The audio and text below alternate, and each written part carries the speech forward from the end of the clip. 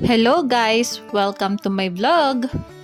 Ang video ko for today ay comparison ng non-OptiPro versus S26 Gold na parehas na pang 0 to 6 months old. Request nga po pala ito ng isa sa mga viewer ko. Maraming salamat po sa tiwalang binibigay nyo sa akin para ma-review ang mga gatas na ito. Pasok naman yung request niya sa guidelines ko as premium milk versus premium milk. Ito na po kasi yung guidelines ko sa pagre-review ko ng mga formula milk.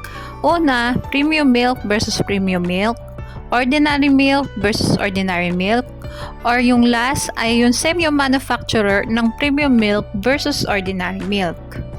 Katulad nga ng dati, ay magbabase ako sa nutrition facts at ang measurement na gagamitin ko ay yung per 100 grams of powder. Tandaan guys, hindi ito medical o health advice. Ang nilalaman ng vlog na ito ay isang product review lamang batay sa nutrition facts, presyo, at iba pang impormasyon na makikita sa advertisement ng mga produktong ito. Mas mainam pa rin na kumonsulta sa pediatrician bago magbigay ng formula milk sa bata. Okay, simulan na natin. Sa protein and dietary fiber, lamang ang S26 Gold. Ngunit walang naka-indicate na sugar sa nutrition facts nito. Samantalang lamang naman ang NAN sa energy, lactose, and sugar. At pantay naman ang dalawang gatas sa carbohydrate. Sa HMO, phospholipids, and arachidonic acid, lamang ang S26 Gold. Samantalang lamang naman ang NAN sa fat, linoleic acid, and linolenic acid. Ngunit wala naman itong HMO and phospholipids. Sa DHA, lamang ang S26 Gold at may naka-indicate na trans fat sa nutrition facts nito. Lamang ang S26 Gold sa first category. Mag-proceed naman tayo sa vitamins. Sa carotenes, vitamin D, vitamin K, and vitamin B1, lamang ang S26 Gold. Samantalang lamang naman ang NAN sa vitamin A and vitamin E. Ngunit wala itong carotenes. Sa vitamin B6, vitamin B12, and folic acid, lamang ang S26 Gold. Samantalang lamang naman ang NAN sa vitamin B2, niacin, and pantothenic acid. Sa biotin and choline, lamang ang S26 Gold. Samantalang lamang naman ang NAN sa vitamin C, inositol, and L-carnitine. At pantay ang dalawang gatas sa taurine.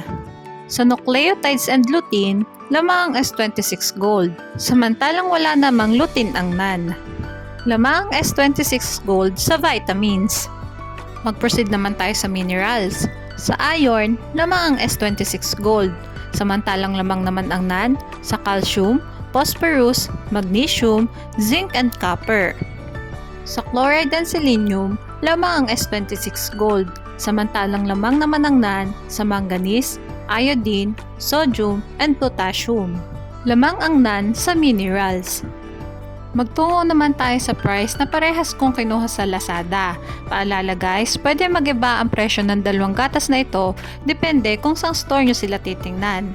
Bale, sa parehas nga nilang bigat na 2.4 kg ay mas mahal ang S26 Gold ng 567 pesos compare sa non-OptiPro.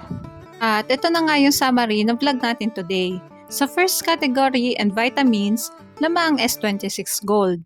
Sa minerals naman, lamang ang non-OptiPro. At mas affordable din ito compare sa S26 Gold.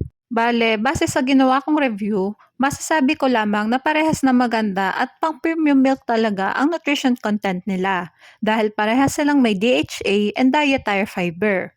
Kung gusto mo ng mataas na DHA for brain development, mas okay ang S26 Gold. At kung gusto mo naman ng mas mataas na minerals like calcium for bone development, ay mas okay ang non-OptiPro. Basta lagi nating tatandaan, pumili ng gatas na hiyang sa bata. Mahalagang paalala, breast milk is the best milk for babies. Okay, hanggang dito na lang po ang vlog ko. Sana ay nagustuhan nyo. Thanks for watching! Please like and subscribe for more videos.